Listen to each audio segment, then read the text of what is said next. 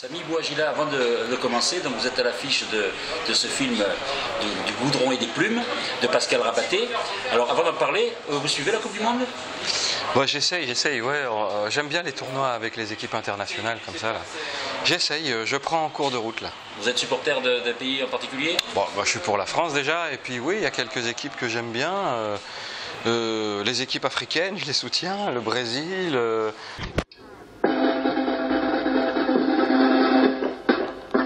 Votre fille aussi fait partie de la troupe? Ouais, la petite brune là, celle-là. C'est la grande blonde juste à côté.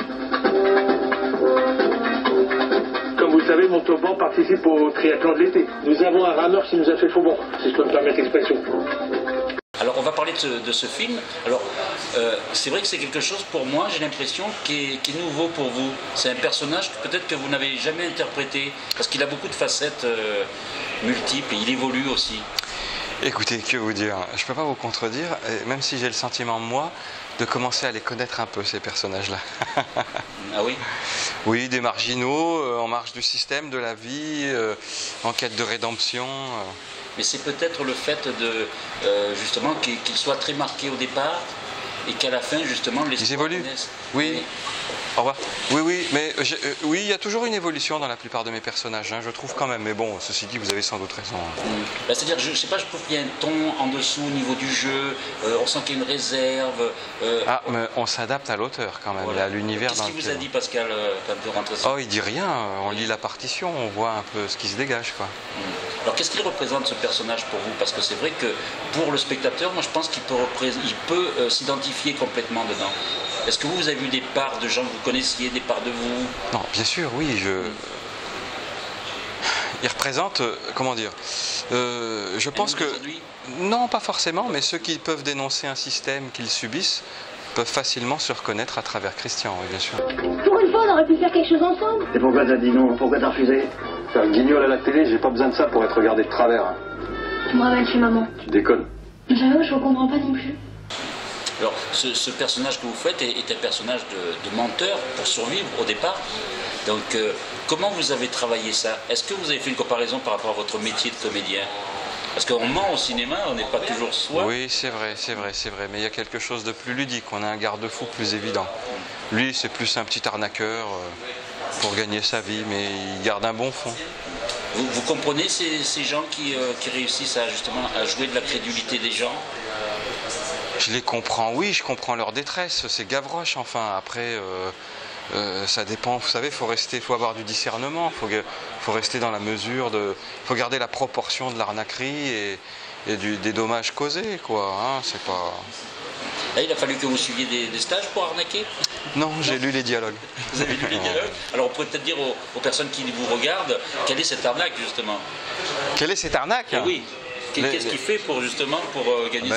Mais non, je vais pas vendre la mèche, enfin. Mais non, c'est des petites arnaques, c'est des petites combines avec son boulot. Voilà, vous voulez pas vendre la mèche? Non. Voilà, on peut dire qu'il quand même, il désinfecte les maisons. Oui, on peut dire ça, oui. Voilà. Et en même temps, il a des apprentis, des gens qui apprennent, on lui a appris. Donc, c'est quelqu'un qui se débrouille dans la vie. Vous avez tout dit. Demandez monsieur au commissariat. On est venu chercher l'arabe à la sortie du commissariat. Arrête, dis plus rien. Marc m'a tout raconté, c'est dégueulasse ce que t'as fait. T'en as trompé combien comme ça? C'est toi, j'ai jamais menti. T'as plus ta place dans l'équipe.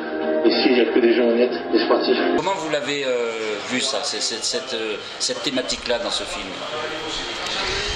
Mais avec la légèreté avec laquelle Pascal l'a écrite, c'est-à-dire qu'il y a un rejet, oui, sur ses origines, c'est un fait, mais surtout social, je trouve. Et comment Écoutez, le plus important, c'est de trouver de la justesse, d'accorder son instrument avec celui de l'auteur. Et Pascal est toujours sur la ligne de la comédie, du drame, de la caricature. Et c'est un univers en soi, et il faut garder cette légèreté.